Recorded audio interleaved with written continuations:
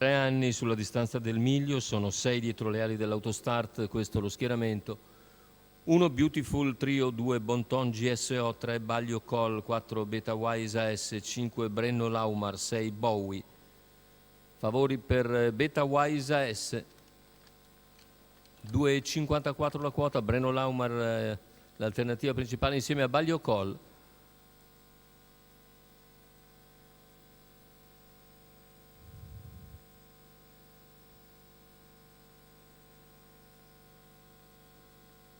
Stacco della macchina con Beta Wise veloce al comando, all'esterno e subito Brenno Laumar. Lungo la corda seguono Bonton GSO e Baglio Col.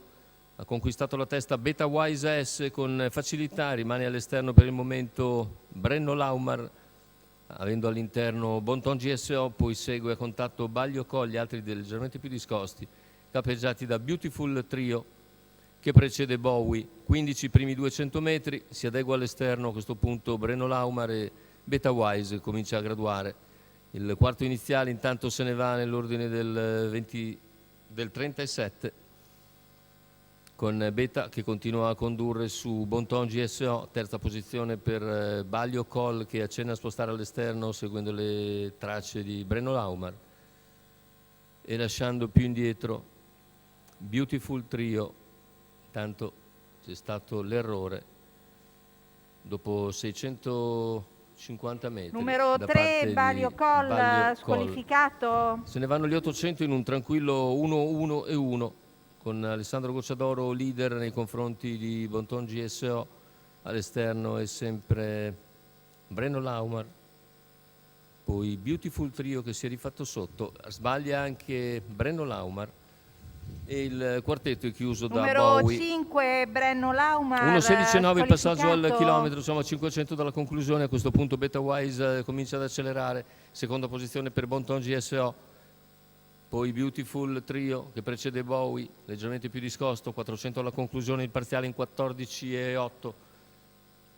Metà della curva finale con Beta Wise non bellissima di camminata, prova a spostare per un attimo Bonton GSO.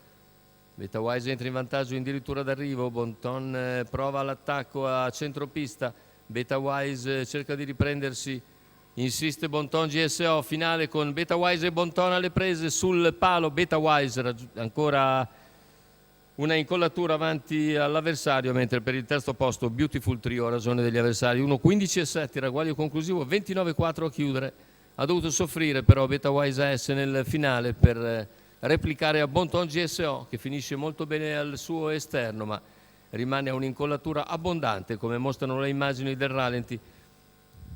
4-2-1 l'ordine d'arrivo della seconda corsa Arcoveggio, il successo per Beta Wise AS Alessandro Gocciadoro, quota di 2,55 al totalizzatore.